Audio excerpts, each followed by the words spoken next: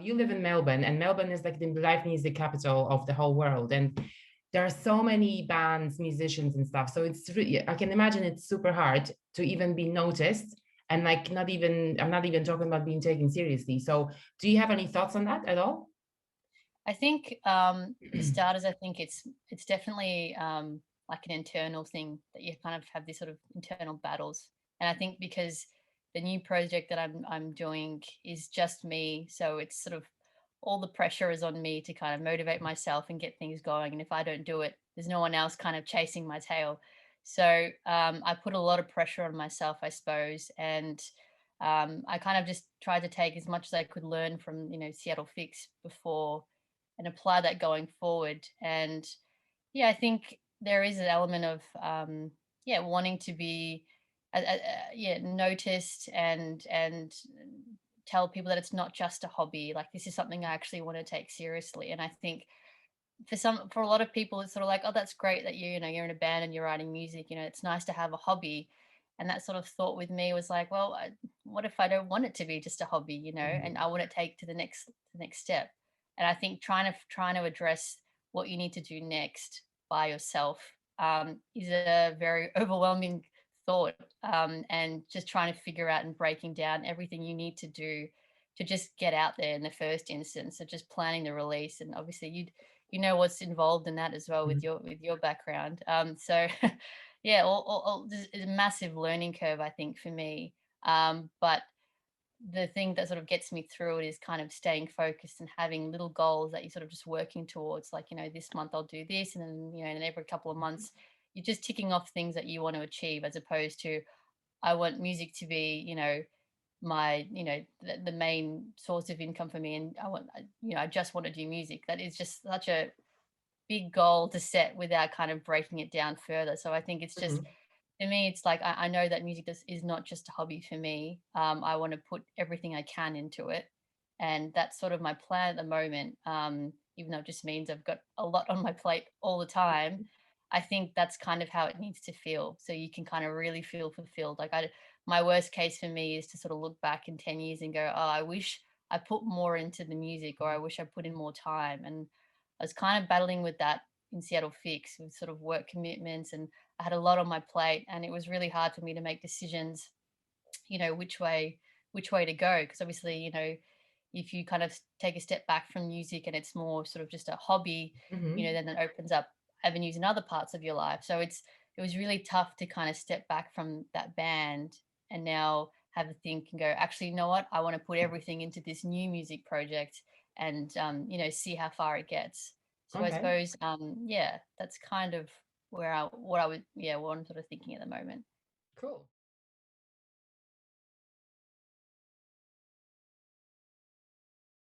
So let's just kind of take it to the next level, if I can say so. Like, imagine you're now an established artist, right? And it's like a few years in the future, and someone came to you and they asked you like for your advice of how to do it, like how to start in the music business, especially being a woman, yeah, in Australia.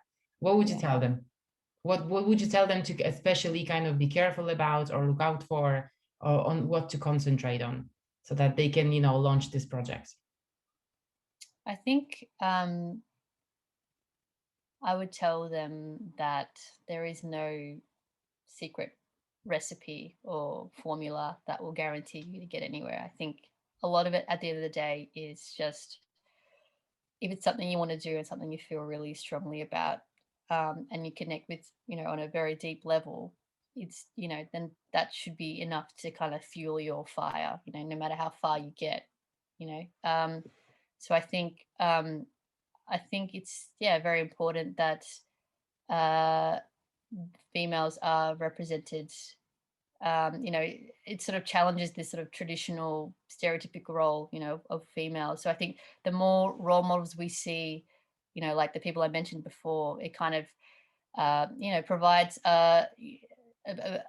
more hope for the future, I suppose. Because if you're coming from the younger generation, like 50 years ago, if you couldn't see representation of, for instance, a female on the screen, if you can't see it, you don't really think you can be it either, really. Mhm. So I suppose Yeah, the more, and I think for instance, there's festivals in Australia like Triple J, are definitely looking at um, evening out representation in festival lineups, and even um, even when I go to shows, there's still slightly more males than females, but it's from my perspective, it seems like it's getting better. I know there's still a way to go, um, but I suppose yeah, you just have to. Yes, stay true to yourself, I suppose, and remember why you're doing it. It's not about the external factors or what people think of you or what you think you should be like. Because I think once you start to box yourself to be something, then that limits your everything. Your creative process, who you are as a person, and you think you have to be someone that you're not, and you will kind of conflict with that, over time. So I think it's important to kind of stay true to yourself and not worry about so much about what other people think of you, and just believe that what you're doing is what you want to do. And yeah, let that be your fire, I suppose. And it's how it works for me. We'll see how far it gets, but Well, fingers crossed it will get you far, because believing in yourself and pursuing your dreams is obviously, in many cases, the key to achieving anything. Because if you don't do anything, then nothing's going to happen as well.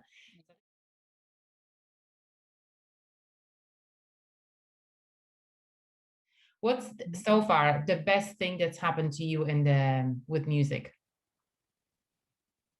probably being played on Triple J. And then I think following that was getting calls or messages from people who are, saying, "Oh, hey, Liv, I'm just driving home from work at lunchtime and your track's playing on the radio." And it's like, wow, that's awesome. I didn't know it. Like, Was it the Seattle Fix one? yeah, Oh, Stone was played on oh, Triple was J. it? That's Yeah. amazing. Congratulations. That's huge, actually. Yeah, and then someone at work actually was, oh, it was so nice. They printed out the big red drum that you get on the Unearth website when you get Yeah. played on Triple J, and Yeah, they yeah, stuck yeah. it on my desk, and I was like, oh, that's so, like, it's official now that I got a big red drum. So, like, stuff like that wasn't like a massive goal, because obviously we'd never been played on Triple J, never really spoken to anyone. So that kind of was a big boost to, like, okay, maybe we do have some Mhm. potential. We have something there. So that was a pretty exciting moment. Hopefully I get another red drum with this stuff. That'd be nice. Yeah, well, in a few years, probably you're gonna be doing it like a version for them, maybe covering Kylie Minogue song. Who knows? Or maybe that Polish song. Exactly. Yeah.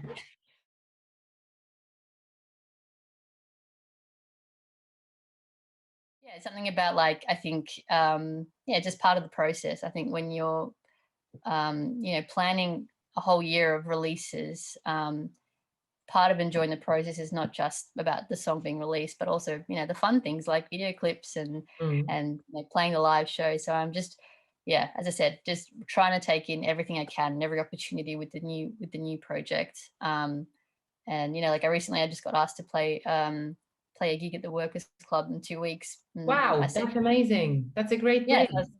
yeah, yeah, absolutely. So I was like, well, I'm not really in a position to say no, so why would I? So I think it's about taking making the most of the opportunities, because it's just going to be more beneficial for you. Like, you Mhm. just feel more and more, especially with the live show stuff. I mean, I haven't played live in a very long time.